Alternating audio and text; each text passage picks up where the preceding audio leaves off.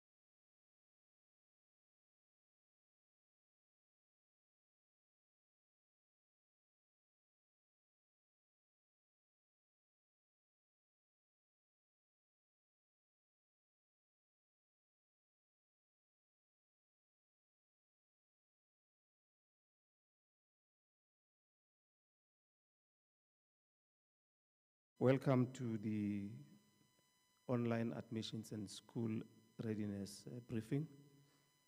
MEC Matome Chiloane will be leading us, and we will give you an opportunity to ask questions. Those that are streaming, you may send the questions online.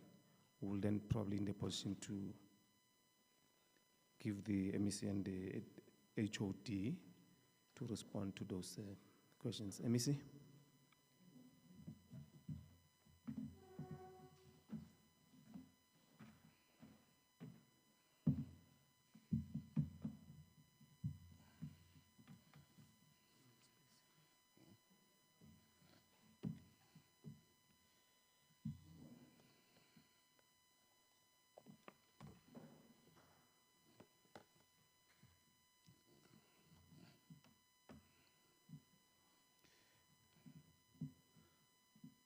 Good morning.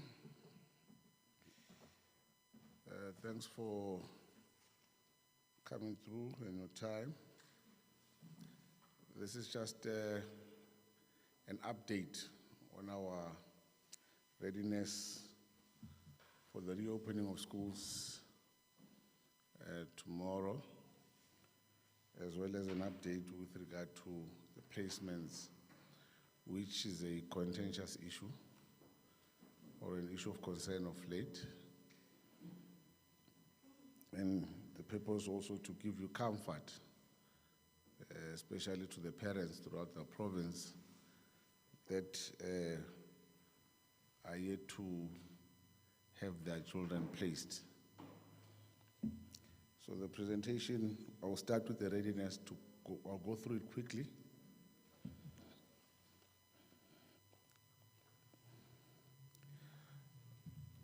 Usually, with regard to school readiness, there are certain areas that we would focus on that determines how prepared are we for the opening of schools.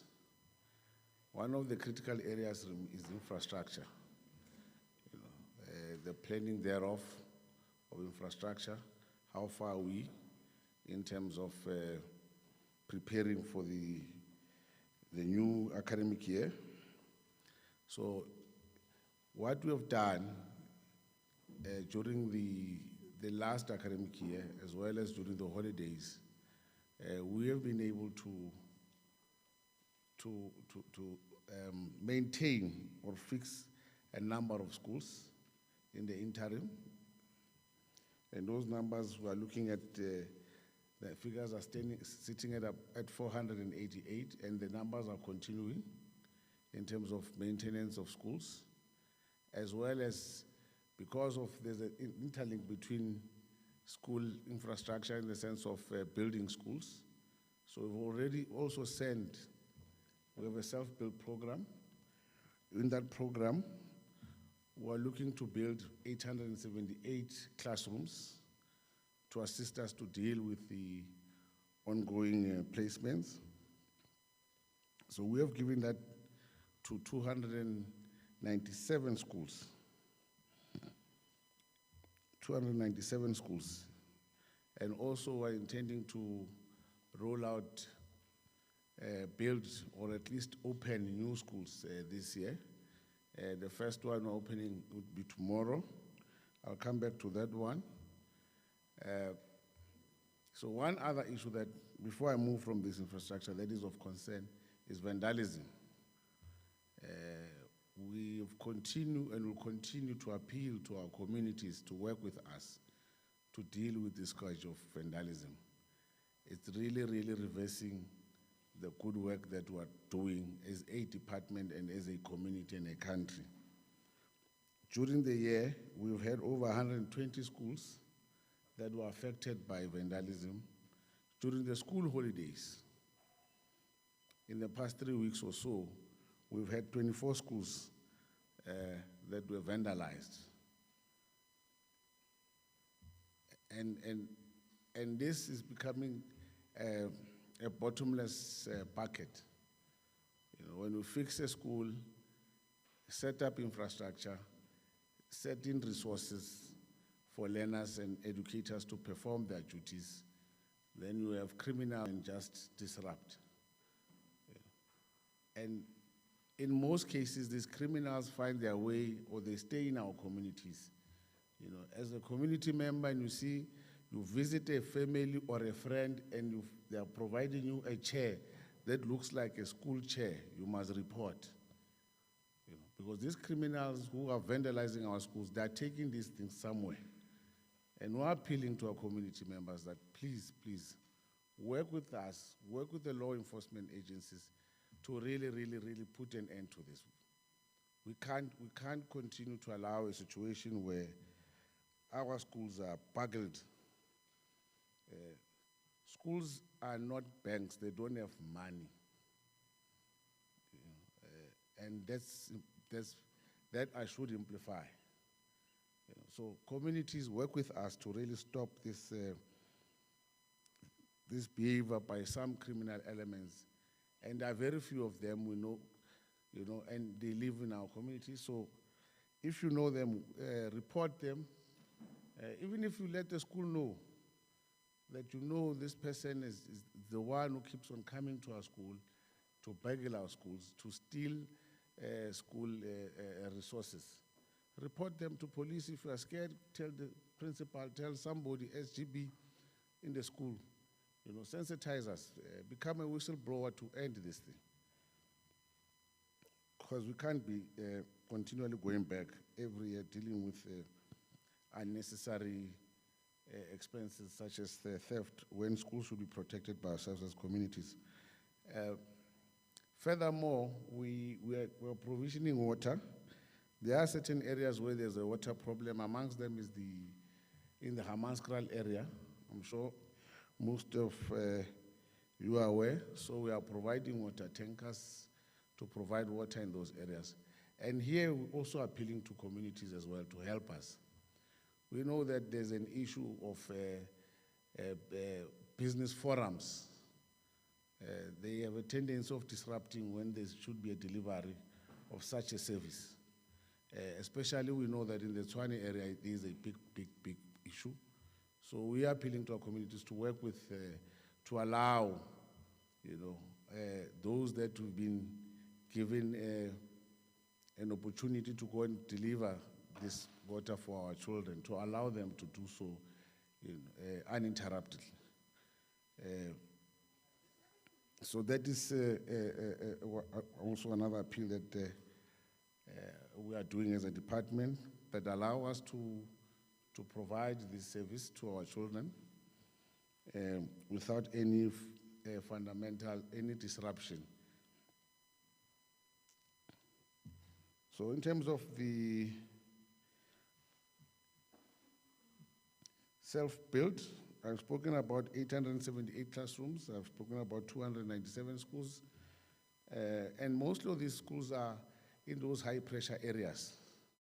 That's where this program will be focused.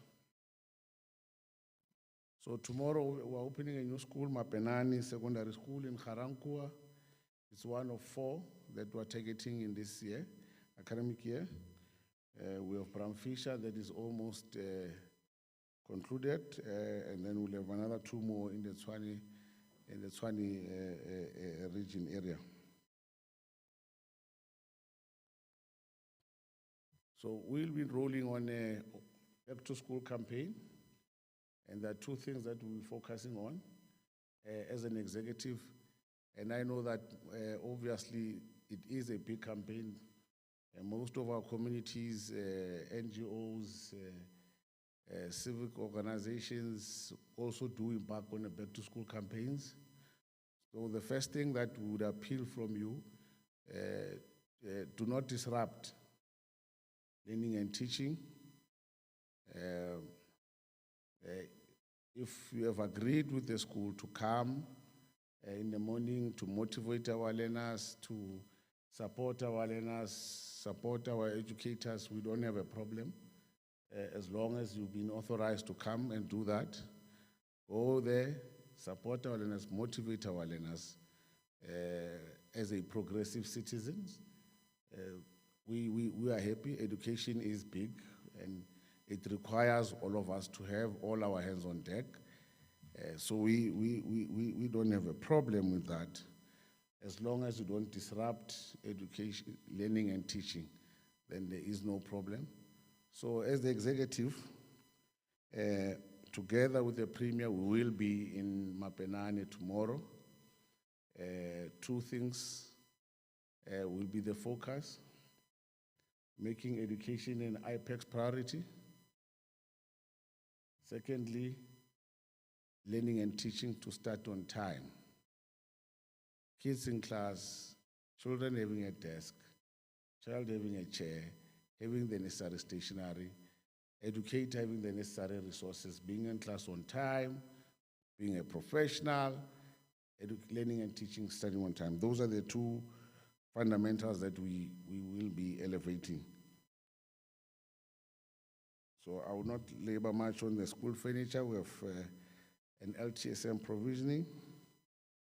Those areas we are ready. Obviously, with regard to furniture, because of the ongoing late applications and also placements, I want to confirm that we do have the necessary capacity in our workshop, in our warehouse. As soon as we finalize the placement, that the necessary resources will be provided to those schools. So we do have enough stock in place to ensure that we are able to provide. That also goes for LTSM as well. So in terms of vacancies, I will not touch it, but we will, in this academic year, ensure that we fill all vacancies. That is our key priority. All vacancies will be filled, because this is also an opportunity for employment. So we'll ensure that we close off that space quickly. So yeah, coming to the placements, grade 1 and grade 8 learner placements, which is one of the contentious matter of late, because we know that there are parents that their children have not been placed. We are aware. Education is a right. It's a constitutional right. And we have an obligation to ensure that we fulfill that. So to those parents that are yet to get their kids placed, I want to assure them that their children will be in school. Will be in school. We are working around the clock, to ensure that we are placing their kids. We are placing those children. Those children are our children as well. So that one, I wanted to affirm and amplify that we are working around the clock. We are engaging our schools. The districts are working around the clock. There are some civic rogue elements, that are disrupting of late. Some have gone to certain districts to disrupt. We will be requesting more support from the law enforcement agents to assist us. It's pointless to come and say you are coming to fight for the rights of parents and learners, but you are disrupting the very same process that's been done to ensure that those parents, those learners are placed. You come to the district to disrupt. Why do you disrupt for 2-3 hours? You are disrupting an opportunity of work time that could have been utilized to ensure that those learners are placed. So we're appealing to those civic organizations, allow us to do our work. Don't go and disrupt because you want media attention. There are ways that you can find media attention without necessarily disrupting a very, very important work of education.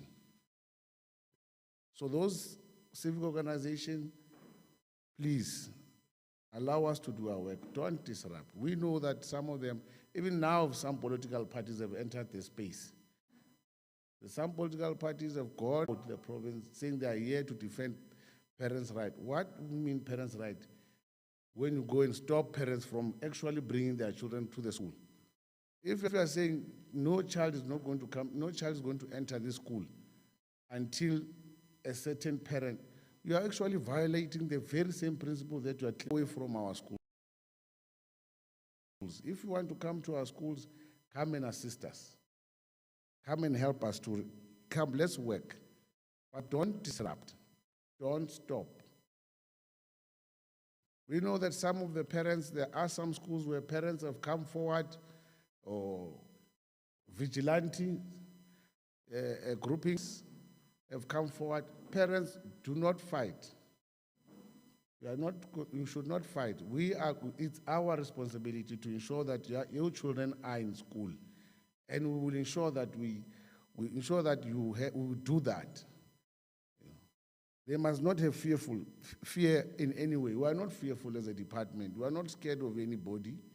We are not scared of anyone. And these are our schools. It's our responsibility. So we will ensure that we put kids in school. There are areas where this has tended to become racial. It can't be in 2023 we're dealing with racism. It cannot be. One of the things that worries me is that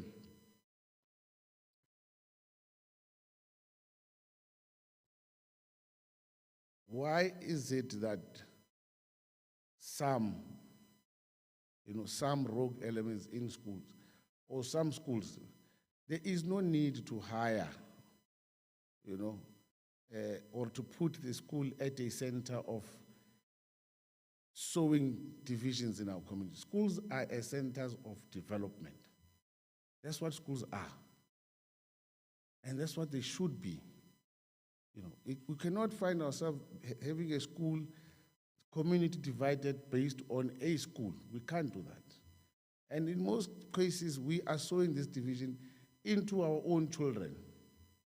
The very same racism that we are fighting and defeating and condemning and we despise, we are sowing it in our own children.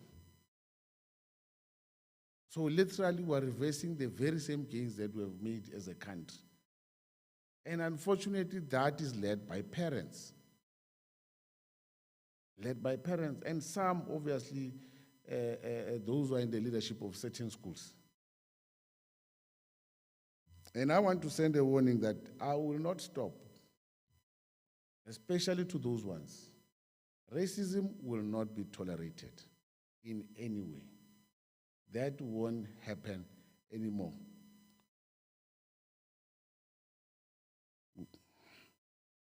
So, just to update, we are continuing to place our learners. When we started, we had 292,145 complete applications. These are the parents who were able to provide all the necessary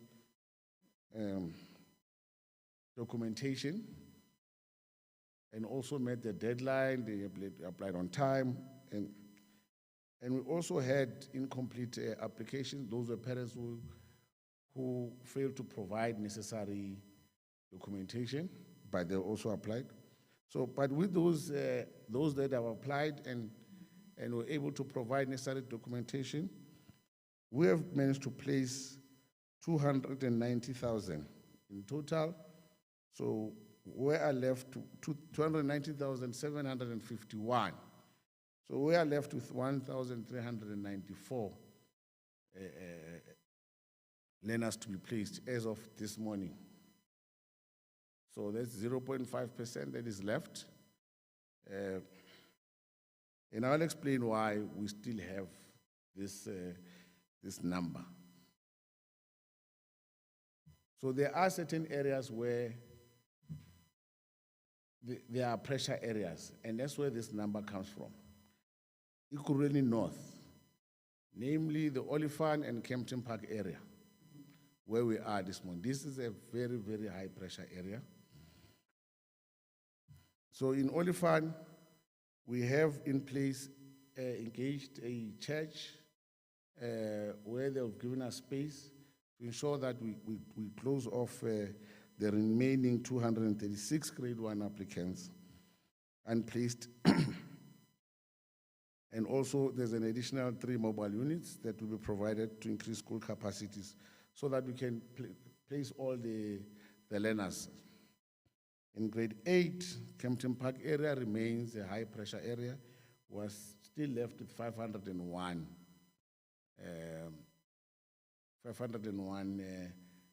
unplaced learners. We are continuing to speak to our schools, such as this one, let's work together. Principal Mare? Morris. Yes, Principal Morris. We need to work together to ensure that we close off this thing. We need to work together so that we close off this thing.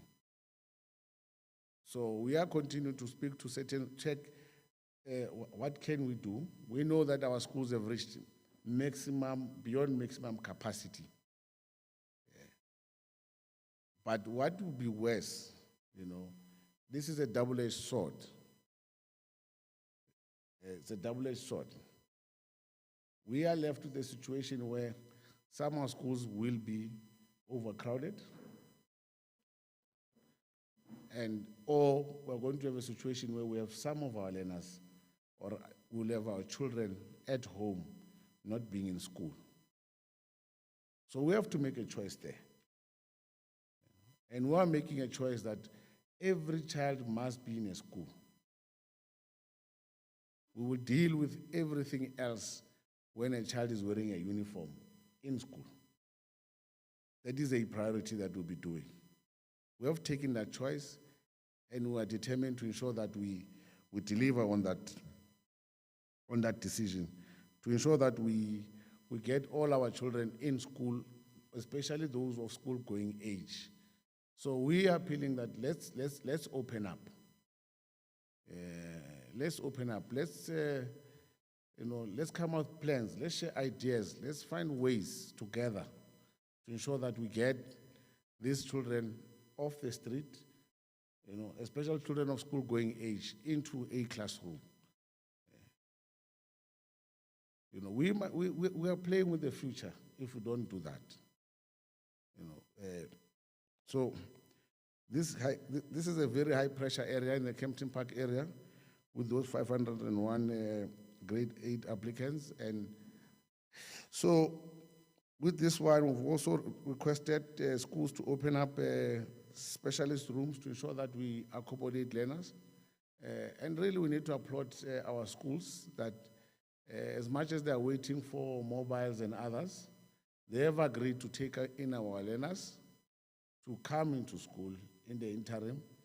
And they will also find creative ways to ensure that learning and teaching continues. We're not living in ordinary times. We do have a huge infrastructure backlog. We do have a huge infrastructure backlog, and that's something that we are working on. But in where we are now, we are required to find innovative ways to ensure that we have all our children of school-going age in schools and getting the necessary education. And we will provide support to those schools. We will provide support, whether it's educators, support will be there. And that's what's going to happen.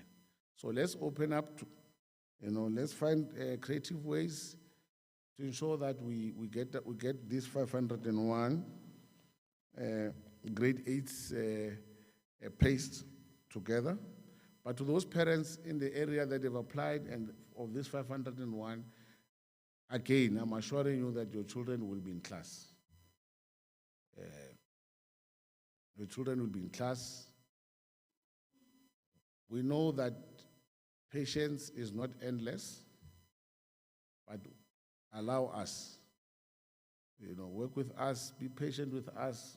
It's a very delicate process, but just know that we are aggressive in ensuring that we really get these ones, these learners in classrooms. The Tshwane West District, this is one of the areas as well. We've got 223 grade 8s. I know I received a call from some of the media houses that there are confrontation not only in the districts but also in some of the schools, altercation between parents, and I don't know how that helps, because you'll be a parent, you'll be harming each other in front of kids. I don't know how that is helping, but I will be going there to that school, to that area, to check what's really happening and really to calm down the situation. Joburg West District, we are sitting with 434 as well, grade 8 applicants. So we do have a plan. As you can see here, we have a plan to occupy facilities of Robin Hood College, as well as ensure that there are 10 classrooms. They are not in use, so we were cleaning them up and renovating them. So in the meantime, those learners will be, as we place them, they will be in those schools while we are still fixing these 10 classrooms. So incomplete applications and late applications, what we have left, we had over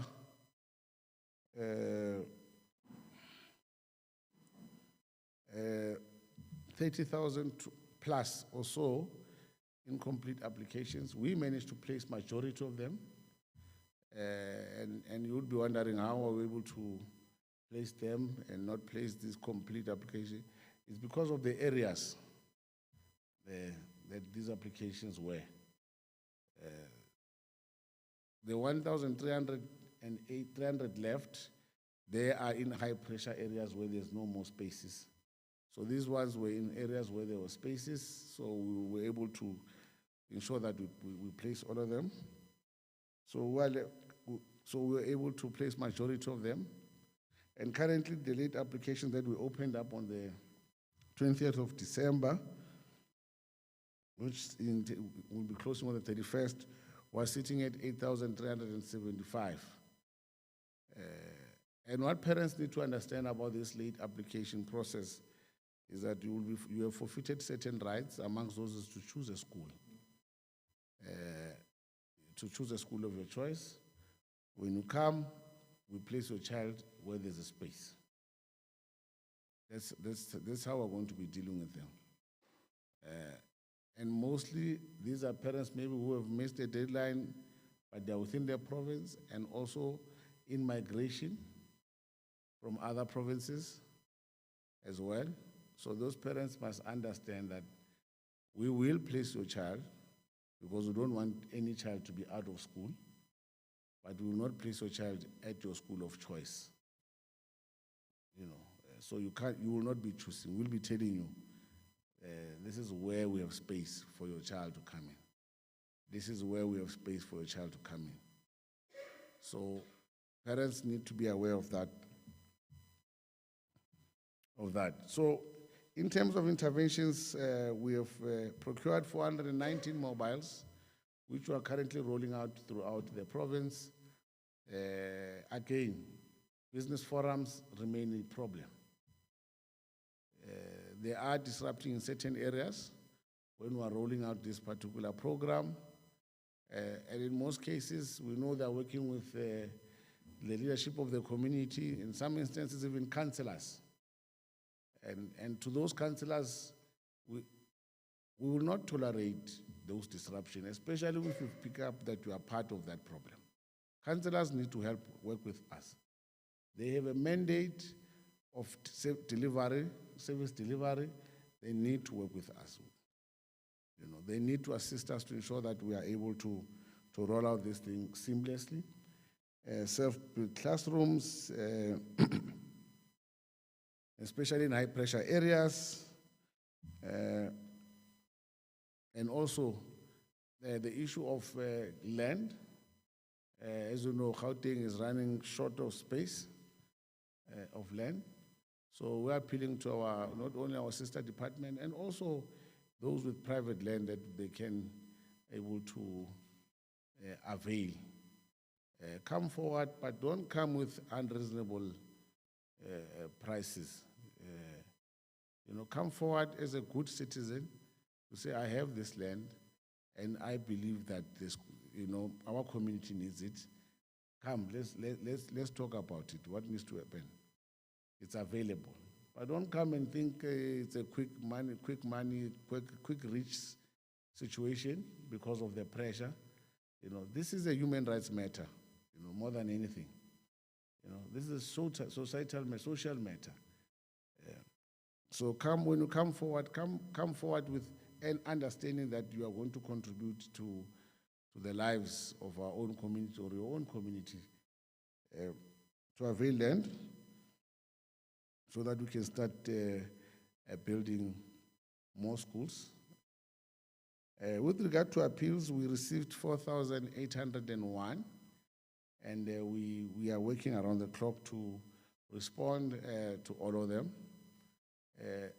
What parents need to understand is that every appeal is given, we are applying our minds to it. We are hearing parents. We are not, we don't have an automatic system where it's as if a computer is responding. No. We hear your appeal, we hear what you are writing, and we're responding thereof. It's important that they understand that the department, is applying also its heart in this issue. We are not courts. Courts are supposed, as you enter a courtroom, you can feel it, it's cold.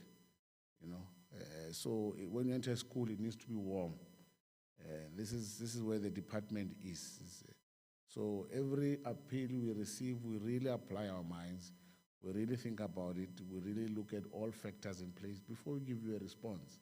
So all these appeals, we are working around the clock to clear them. They will be cleared. So we're working full time.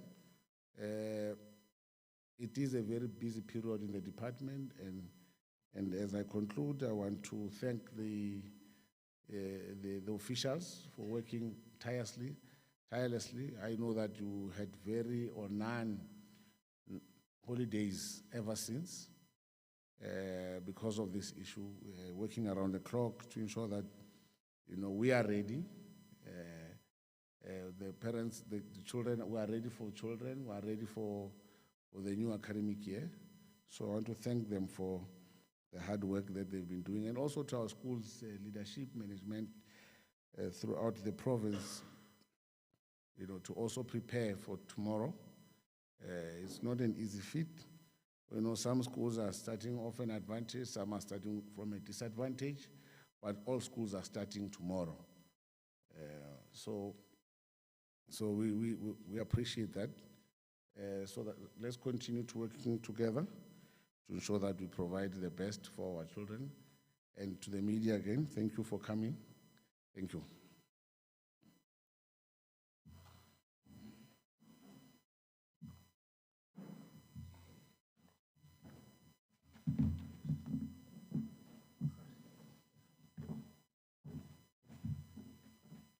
Ladies and gentlemen, thanks very much. We will be taking questions. HOD, please join the MEC. Director MM, please.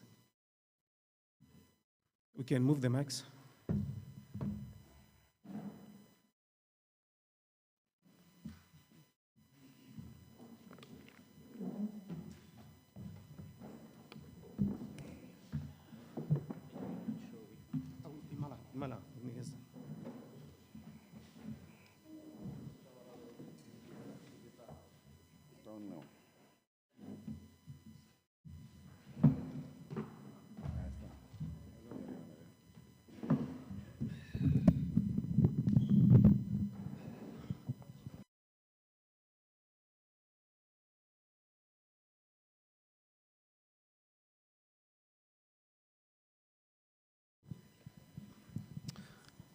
Okay, thank you very much.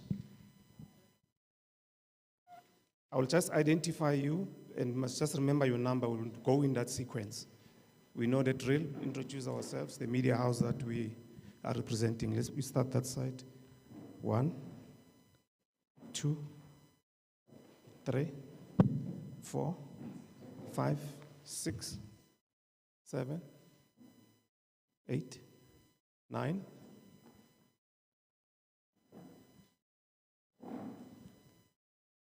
Yeah, I think that was it. We can start that side.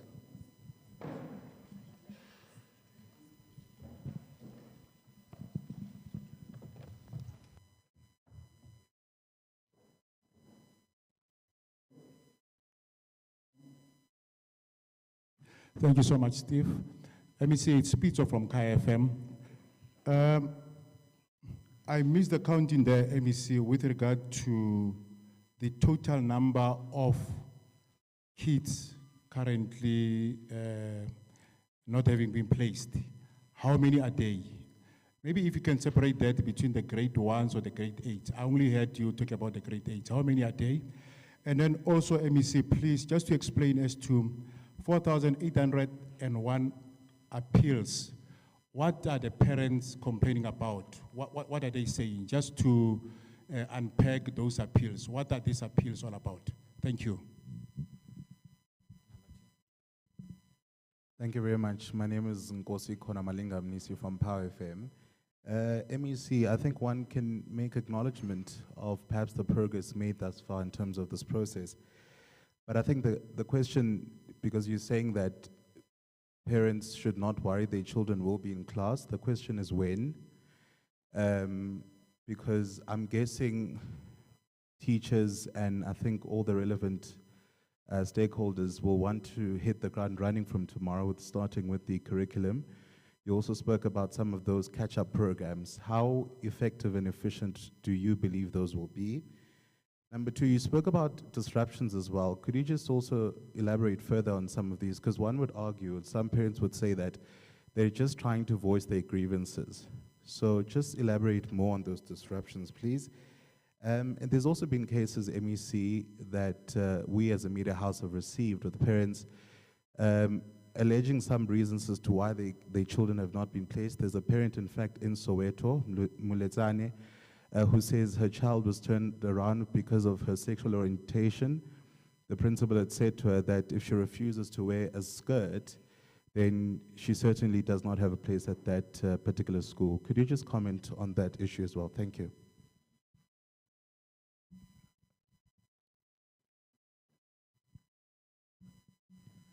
Thank you very much. My name is Vanelo Zanebe. I'm from the Voice of Tembisa. I think my first question will be placement versus the feeder zone. Some of the parents have been complaining being placed at a place where they are far from their feeder zone. I just wanted to know if you are communication to the parents, because now we are seeing parents flocking into the schools, seeing some chaotic scenes, and I just ask myself, is there any form of communication, if it's direct or using media houses, specifically for the parents to know where to from there. As we speak, I've been seeing some comments. A lot of parents are outside this hall as we speak right now, and they are asking for the MEC to come and meet them and address them if that's possible with the department. And also the school capacity. Most of the parents are told that the schools are full in terms of the capacity. What then should be the next step by the parent? Are we seeing the children not going to school tomorrow? And how long are they going to be waiting? Sorry for being long. Thank you very much. MEC Brian Sukutu from The Citizen. You have expressed concern about the level of vandalism in schools, something coming at a huge cost to the taxpayer. I just want to understand whether you have any plan to tighten security, whether, improving relations with security agencies.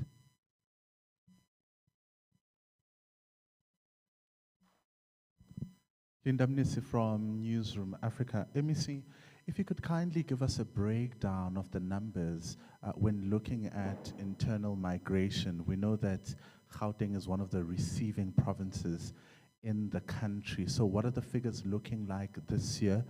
And what are you going to do to make sure that you better prepare for the coming years? Because it certainly does look like it will not slow down. Thank you. MEC, Aviwem Dila from ENCA. Is this online system working, MEC? Because the parents will tell you that it's not. For example, we've been speaking to a number of them this morning who suggested that they've applied online timeously from when applications were opened back in July. They didn't get the SMS that they were required to have received. They followed up to no avail. Some of them even called the now Premier, Panyaza Lesufi, and still they outside the district offices in limbo, not knowing if their children will be in school tomorrow. My second question, MEC, is just around those district offices and what we've seen in the course of the morning. I was at the Ekurhuleni North district office in the early hours of the morning, where hundreds, if not 1,000 plus parents are outside. There they're told, similar sentiments that you've reiterated, that the schools are full. They're told to actually go back if they want placement at this time. They're not going to be assisted. Secondly, they're also told that no transfers are going to happen from one district to another. If that's what they want, they to go back. No appeals will be listened to. So they're basically told to go back, MEC. What can you as the MEC tell those 1,000 plus learners at that one district, never mind the other district offices that are out there? What can you tell their parents on their learners going to school tomorrow? I know you said that they'll be placed, but can you give them more reaffirmance? And maybe the third one, MEC, is just to get the correct numbers. You mentioned that there are 1,394 learners that are yet to be placed, and you also mentioned that the late applications are at around 8,025. Does that then add both numbers to ensure that the correct number then will be the 9,769 learners that are yet to be placed, that won't be going to school around Gauteng tomorrow? Good day, MEC. My name is Johan Brits. I'm from Beeld newspaper. I just want to know as well, when will the children be placed? You say those 1,300 by when? By the end of the month or when? And then this is on a different topic. How's the progress with the releasing of the matric results? Do you know, can you reassure and say it's going well? And how is the progress with the matriculants giving their permission to have their details being in the media with their matric results? Thank you. Good morning, MEC. My name is Atlahang Makhoba. I'm with the Kempton Express and Tembisa newspaper. Just to add on to the list of questions, MEC, I would like to find out with regards to the filling of vacancies, and in particular, the Presidential Youth Employment Initiative. Will that be part of the filling vacancies program? And because we know that many of our young people have been employed as educators assistants and general assistants in our schools. So will that be a part of the filling vacancies for this year? Thank you. Thank you. My name is Nozintombi Mia from SABC TV News. MEC, a lot of the questions have really been asked, but what I have a concern around is in your speech, you seem to be taking a hard stance against the parents. You say in your speech, we will not be dictated to by the parents will have to abide by our rules. Looking at the situation and the volatility, do you really think that's the right stance to take? Thank you. MEC Nkoskona Duma from Eyewitness News. I just have a question on the vandalism at school. Besides the call to parents as well to communities to help in protecting schools, what else is being done? And also, given the fact that the vandalism at schools is not an old thing, what does law enforcement have to say about it? Good morning, MEC. Kamarolo from IOL. MEC, the issue of scholar transport. I mean, last year we experienced a lot of scholar transport accidents. And then the reasons were that no, the transports were not roadworthy and all that. And then you said no action will be taken against that and all of that. So is there anything promising for this year, or is it still the same?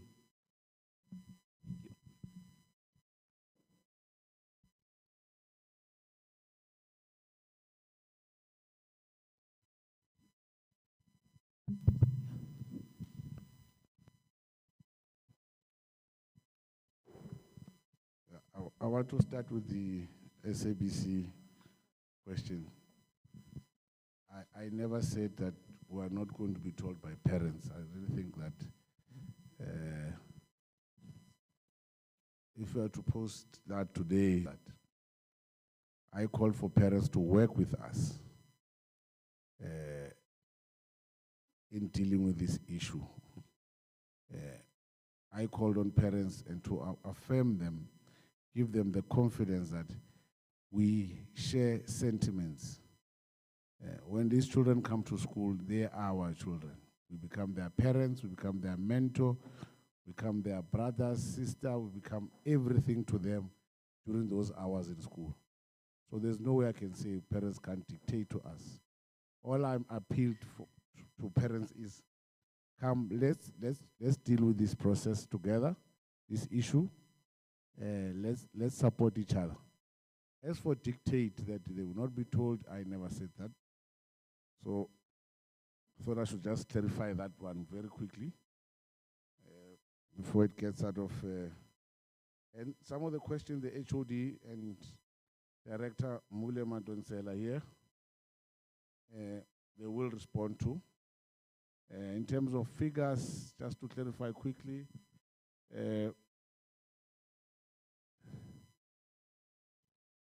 yes, in terms of the incomplete applications, it's only 8,000. These are incomplete. Remember, there's complete, incomplete. All right, these are those that they didn't provide the necessary documentation. But we have been able to place over 80% of them. Over 80% of them. So we're sitting at about 8,300. These are incomplete applications. That's why I keep on repeating it. Which broken down is 4,055, grade 1, and 4252, grade 8. And the complete application,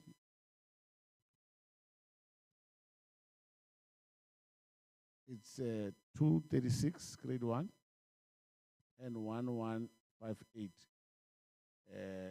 grade 8. I was able to break it down as I was presenting, showing where are these numbers. For instance, I said in the Kempton Park area, grade, from this 1158 of grade 8, 501 is in the Kempton Park area. 286 is in the Olifant, those are the grade ones. You know, I was able to break down the Tshwane, grade 8 is 223. That is from complete application. So that's the figures as far. And the one that I presented was for late application. So these are the applications that we opened from the 20th of December. These are parents who apply for work opportunities, many other issues, or parents bringing their kids or grandchildren into the province. Steve? Yeah, so that is the figure that I presented here. All right. The figures might seem, you might think they are big. No, they're not. We've been here before, and I must say this year it seems a bit better as opposed to other years. We've had years where this was very worse. So this year, we are better prepared into dealing with this thing. But as you know that there are a lot of developments. You know, Gauteng is developing very quickly.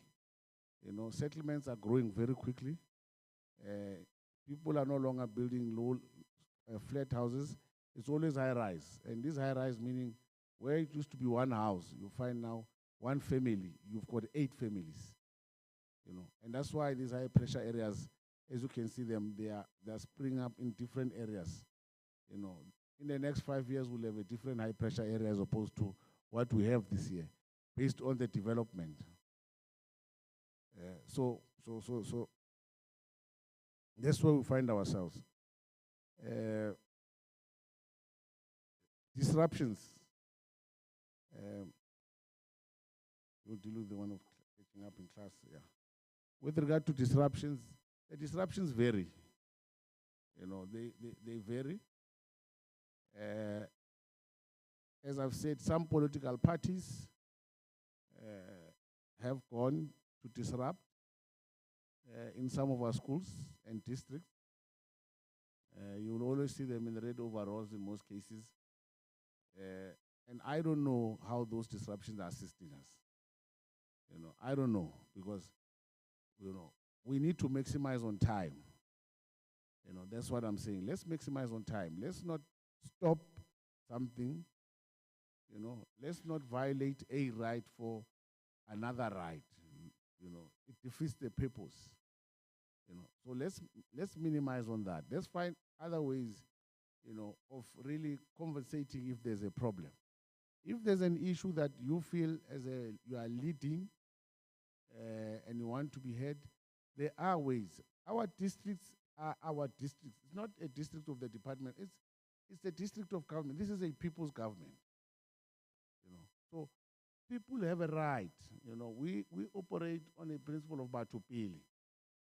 So Batu can come forward at any time and have an engagement with the district director, you know, without necessarily disrupting and saying stop everything. You know, there are ways. So let's conversate, let's talk. You know, there's no need to show that you are radical. No, you can't be radical on it. We are producing leaders. This is a department where we produce leaders. We're producing a future. You know, we're producing model citizens. So there needs to be, you know, a symbiotic, you know, development. So, yeah, let's conversate. Let's stop the disruption. And those goes to also some who have gone to schools. You know, and there are also other civic organizations who are,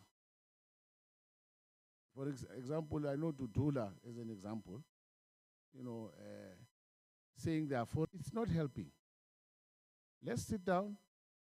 If you have seen a problem, show us and let's work to deal with it.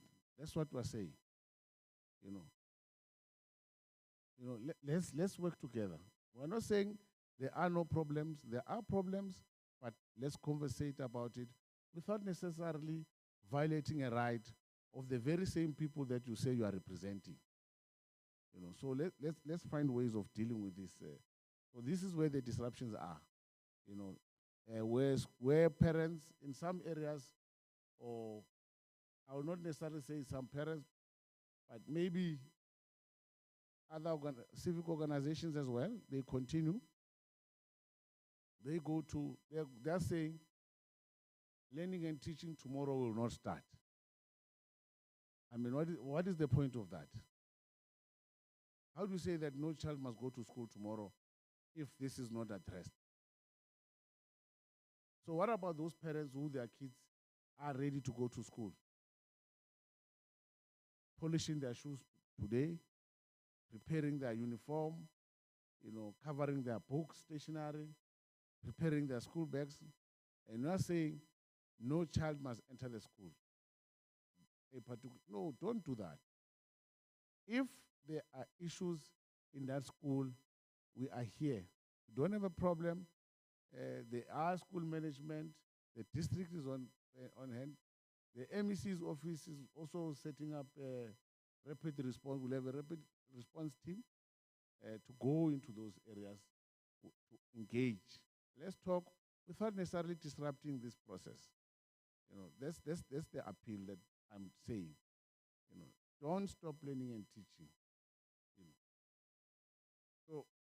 So those are the disruptions. With regard to some learners are accused, or some parents are accusing why their children have not. I think this is a violation of a right. If there is such evidence, bring it forward, or bring the parent close. If you have the details of the parents, bring it. That can be, and the detail of the school and the principal and whoever. We will look into this. It can be. I don't think it's in our school that can say this, but if there is, we will act on it, and decisively so. With Peter Zones, you come to us. Yeah, with vandalism, it's crime. This is a crime against the people of South Africa. This is treacherous. It's treason. Actually, really, we need to find a way of identifying our schools as national key points.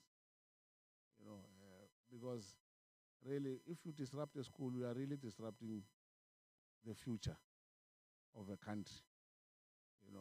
You don't know what can come out of that school. You are disrupting the future Nelson Mandela. You are disrupting the future Lucas Radebe. You are disrupting the future. And we really need to find a way to work together to protect these assets. These are critical areas. You can't play with education. There are areas you can risk. You can't risk with education. You can't risk there. This is a space where you can't take chances. We must get it right, because that's a societal matter. It's a future matter. So we have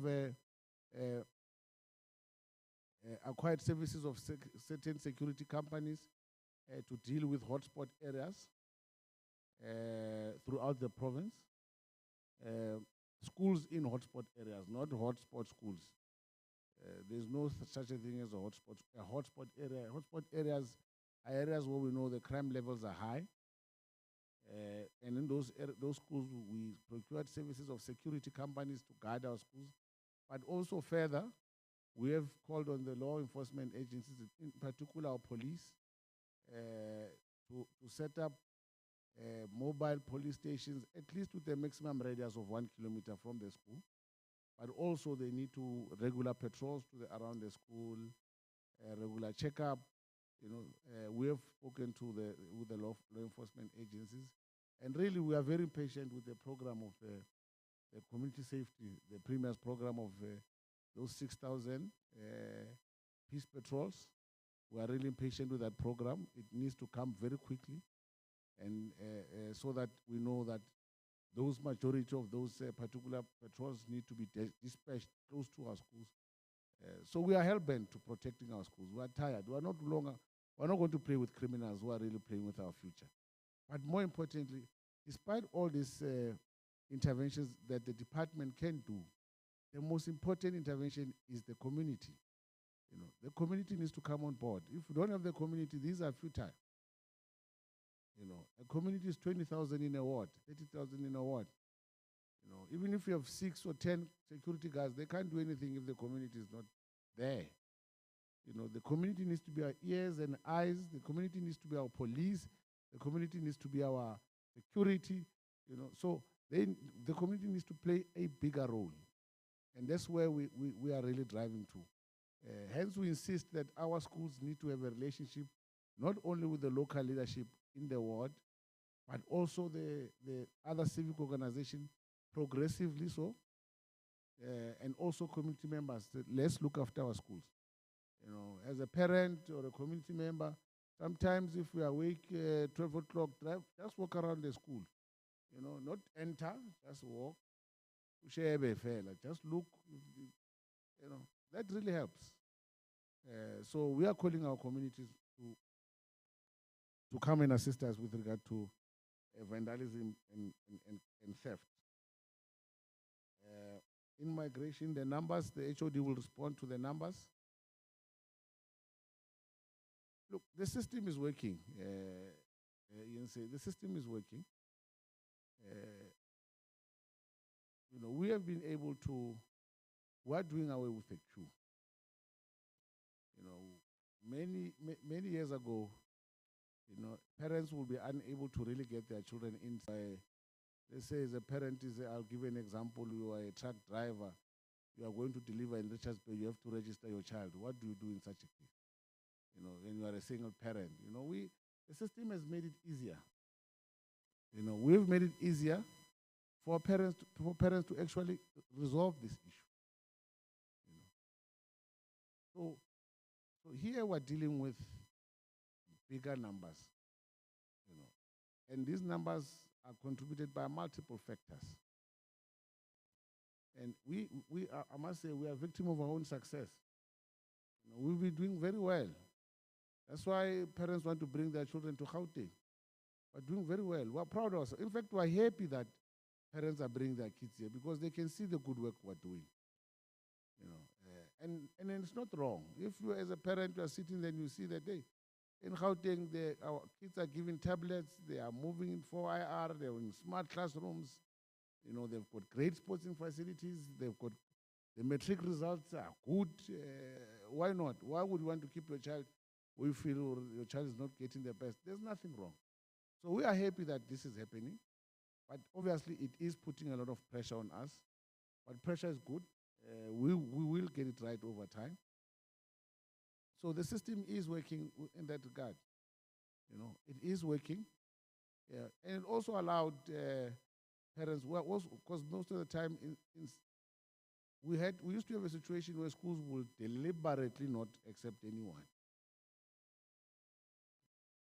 You know, so the system allows us to look into the figures. So, you know, but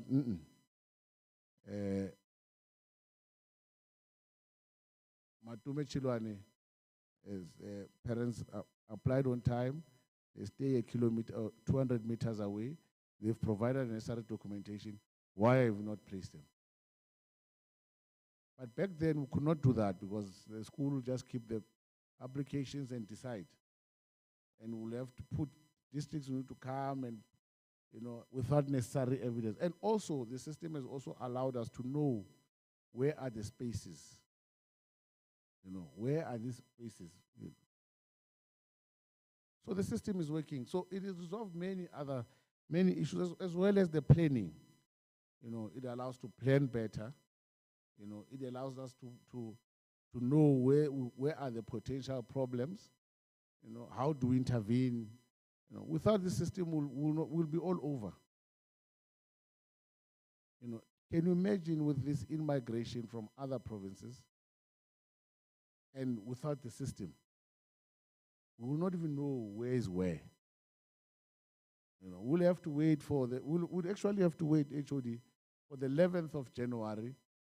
Then we'll know, oh, okay, in Kempton Park, there are 501 learners that will have to find space for in that area. But the system allows us to do that. So we are able to know in time. We're able to push, we're able to plan, we're able to create, come up with ways of resolving that. So the system is working. And we're moving to the 4IR information age. So we also have to move as well as a department. So the system is working.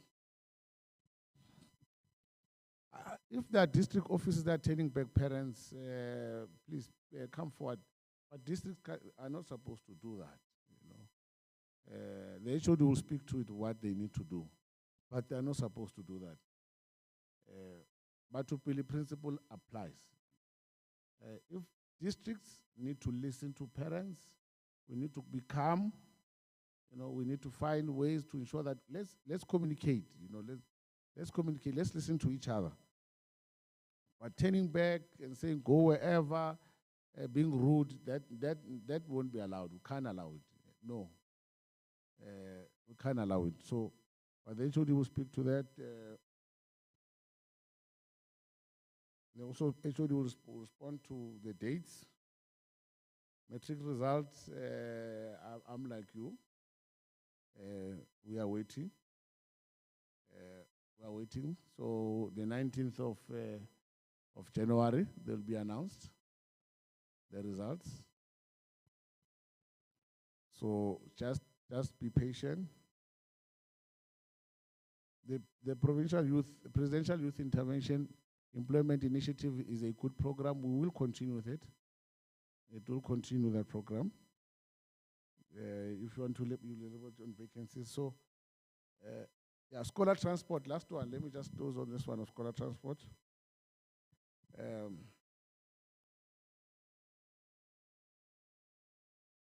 You know what happened. We had a situation of a contract that lapsed, and then we followed process. We appointed service providers.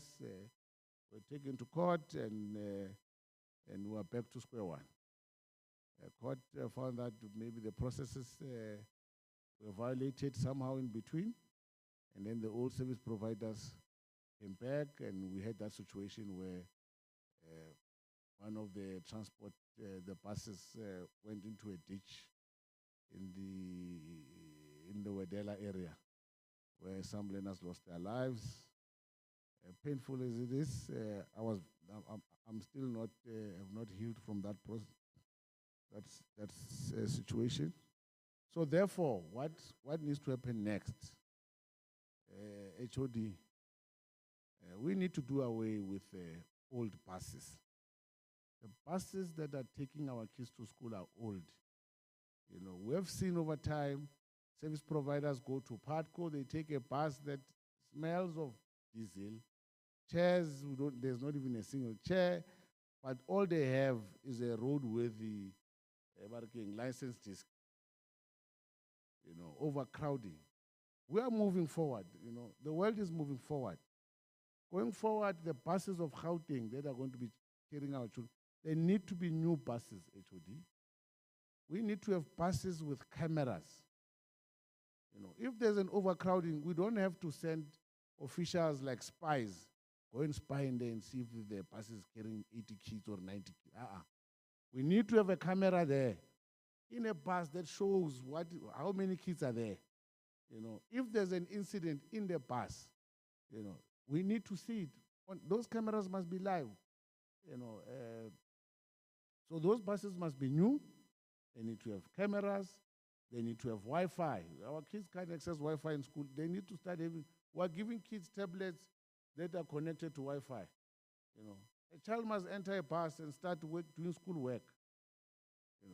This is where we must go. This is where we must go. So we must find ways there. These old buses must do away. HOD. I don't want those buses anymore. They are very old. And why are we subjecting our kids to that? I still don't know, because a child wakes up very fresh, healthy, ready to go to the school because of the state of the bus. A human being can sit on a vibrating instrument for 20 or 40 minutes and get to school correctly. No, it can't be. So those old buses, they must be done away. Not in this province. We need to lead the way, and that's what's going to happen. We're going to have new buses. Whoever's going to come work with us, they must know their buses must be under a certain mileage. Their buses must be fitted with certain things. Cameras, number one, it needs to have a camera. Number two, these buses need to have, there must be a way, carrying our children, but we don't know where that bus is driving. We can't even trace it. What if something happens? We can't even tell that the bus, is gone or is diverted from its route, or especially after the Boxback incident. Especially after the Boxback incident, where there's a diversion of routes and we are unable to account for. So we need to know where our children are. These are the most important assets. So going forward with this one, we are not going to take chances. We are moving we are moving the times. So we'll look into having this new model buses. So parents or Gauteng citizens, bear with us, but that's the direction we're going. That's the direction we're going. We're going with the future. We're moving with the times, and more importantly, we're moving with accountability. With this, so this issue, it will be something I think of the past, especially with service providers that we are working with, but also parents. We know that there are scholar transport where parents just come together and get somebody with an Avanza to take children to school and back. I really think that parents also need to work with us on that, with that aspect, so that we are able to trace, who are these people who are carrying our kids, their track records, and also the bus drivers that will be driving our buses. We need to have to monitor who is this person driving the bus. What is their record in terms of on the road? The skill thereof, the experience. The Presidential Youth Employment Initiative also gives an opportunity, HOD, that these bus, what do you call them, bus conductors, these young people, bus conductors, we need to find a way also training them. We need to train them with, what is this, CPR, first aid. So the model must move in that direction. When a child collapses, the first person on standby should be that bus conductor. They need to know what to do with the necessary tools there on the bus. So we are moving in that direction as a department to ensure that we deal with this. So other questions I'll give to the HOD to respond.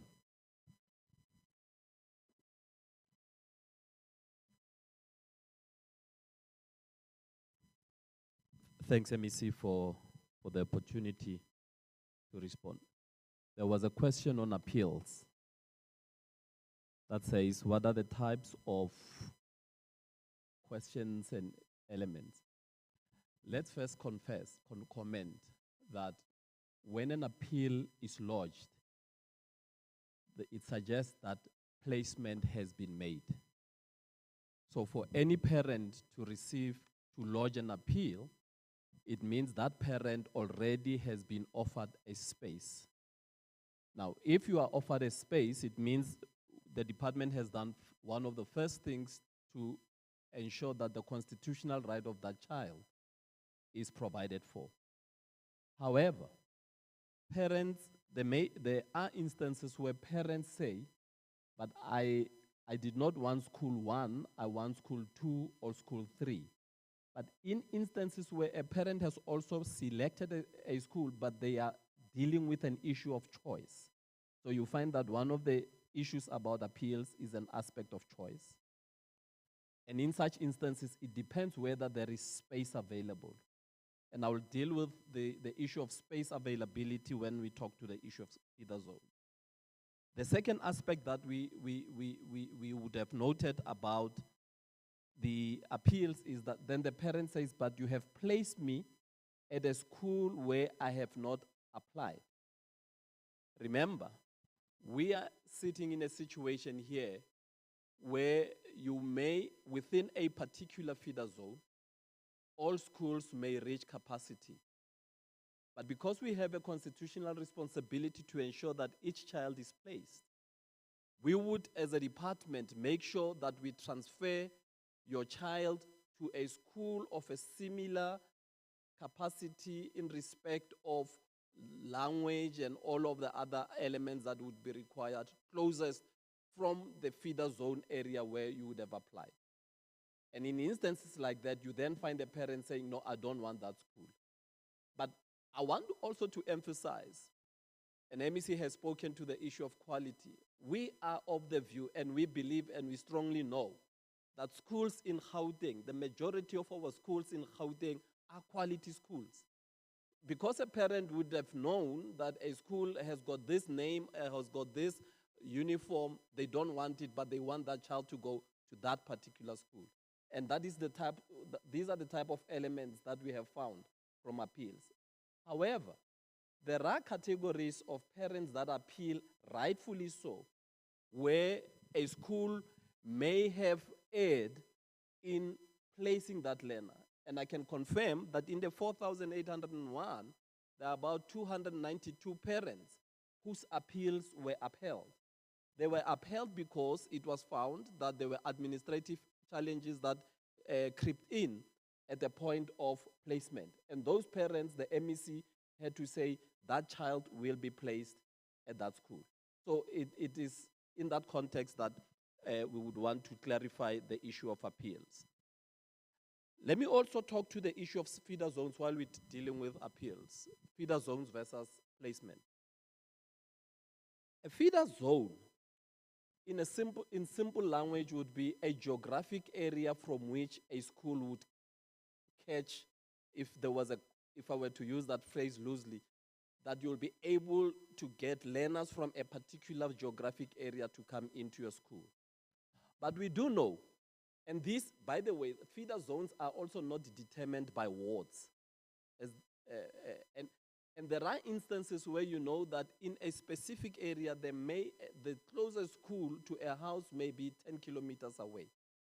So when we have a feeder zone being determined, therefore, we will look into that. That is why then when we went into the regulations for admissions, we asked parents to then say, we will use your home address closest to the school, or your work address closest to the school, or we will use the sibling at the school, or we will use 30 kilometers radius within the school, or a 30 kilometers outside. Now, all of those factors define and determine an aspect of a feeder zone. But you might find that in instances closest to the school may not always be possible at the point of placement. And that is why you find some parents saying, but I stay 200 meters away from the school. Yes, we agree, and that is granted. But MEC has just spoken about areas where we have high-rise buildings. If in that high-rise building area, you have over 2,000 families all wanting the same school, and the school only has a capacity of 1,500, clearly there would be a 500 more children that cannot go to that particular school. And it is in that context that we then place you outside your feeder zone, but within the 30-kilometer radius. And all of this is within the regulations that were then determined in respect of this. And I hope that we would have clarified this particular aspect of feeder zones. I want also to touch on this matter because it was raised in terms of the numbers.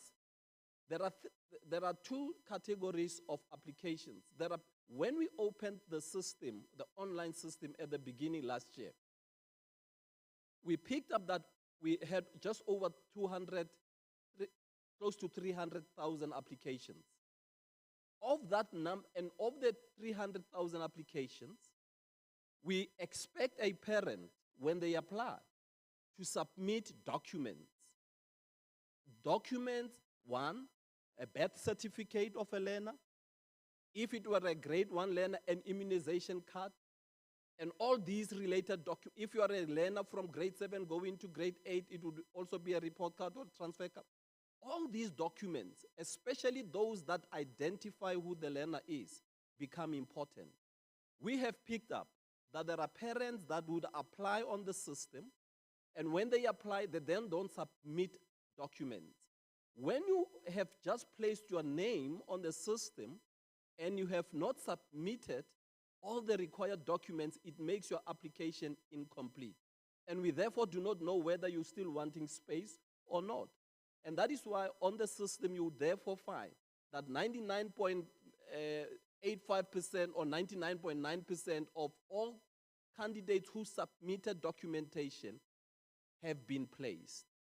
Those that are classified as incomplete applications are those that have not submitted full documents, and as a result, we do not know whether they still want space. That would be the two categories of persons. Now, there's also a new category that is now coming up. On the 20th of December, we opened up the system. We opened it up to those parents who may have missed the first period when we opened up the application system. But at that point, you would already know that we know that some schools already have received more applications than there are available spaces. The department has then gone into one of the two things. In areas where we know that there was pressure and there was no land, but the school still had some land space available, we have gone to provide for additional mobile classrooms, and we increased the capacity of such schools. In some schools, we have provided schools with 297 schools have received funding as a means of ensuring that they can go and extend the number of classrooms that they have, and that then increases the capacity of the school. But remember, we also must increase the capacity of the school to the extent that teachers and the principal and the SMT will be able to manage issues of discipline. We cannot expand our schools to a point that would also make it difficult to manage all other elements outside the school. And I think that's an important element that we've got to deal with.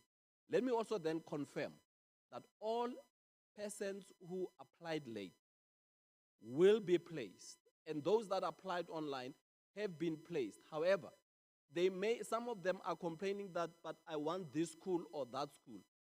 If you apply late, and the school that you are wanting has already been full, there is just it'll be irresponsible of us to say we will take you to that school when we know that it already has reached capacity and it's unable to take any more learners. And that is why we would say all the 8,000 late applications were placed because they could only select a school that already has available space. In migration, Gauteng education system is one of the fastest growing education systems in the country. Last year alone, we had a total of 103,000 more young people getting into our system. Last year only, 103,000. If you were to translate 103,000 by 1,000 each, you can do the calculations in terms of what is the total number of schools that you require in any 1 year.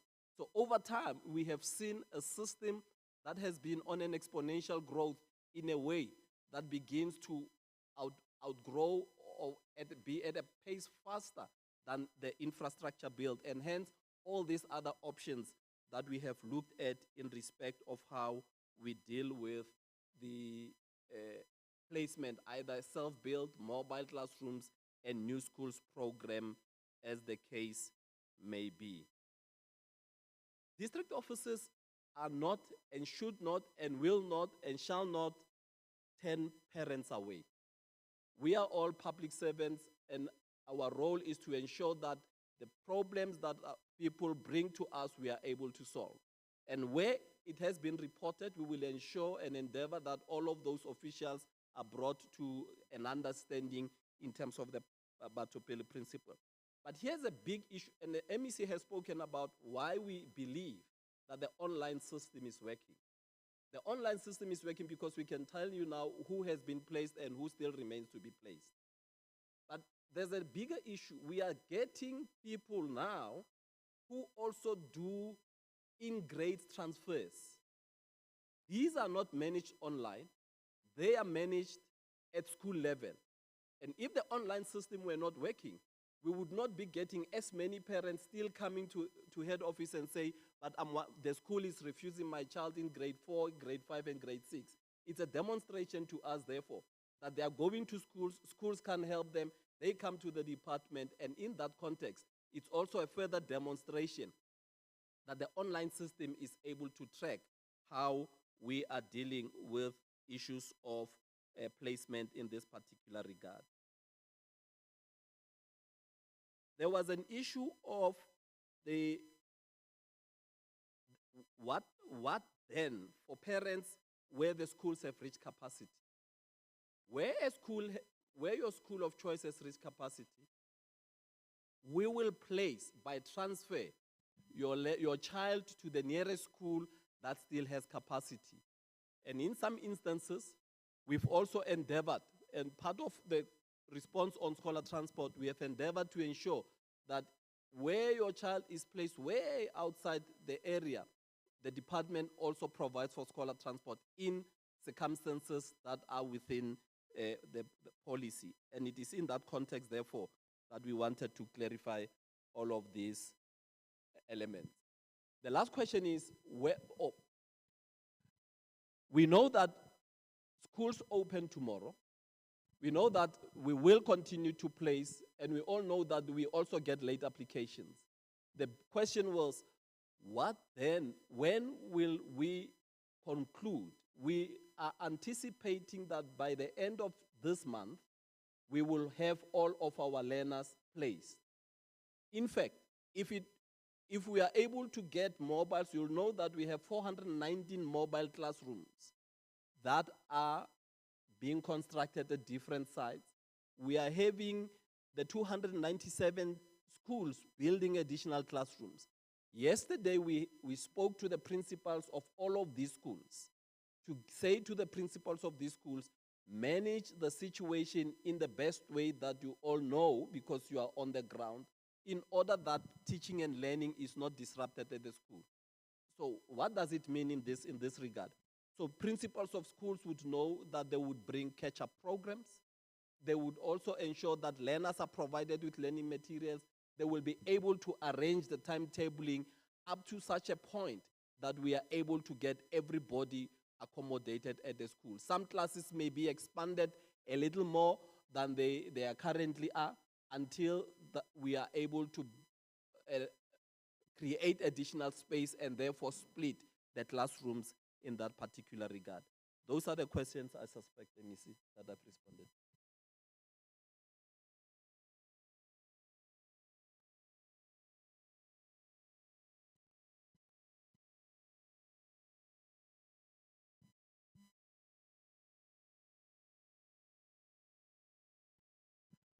Here's another,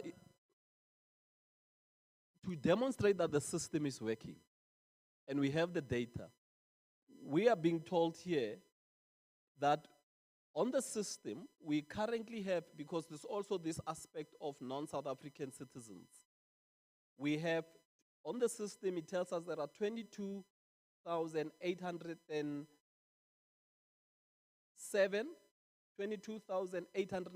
persons that registered on the system, and 20,636 of them made applications. Now, if you take it immediately tells you people at the point of registering on the system, they logged on, they put their name. At the point of submitting documents, a lesser number provides. But the system still tells us the bigger number that we have. We consider that application as an incomplete application, therefore.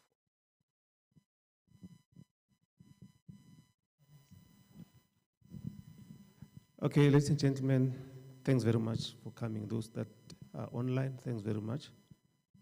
See you next time.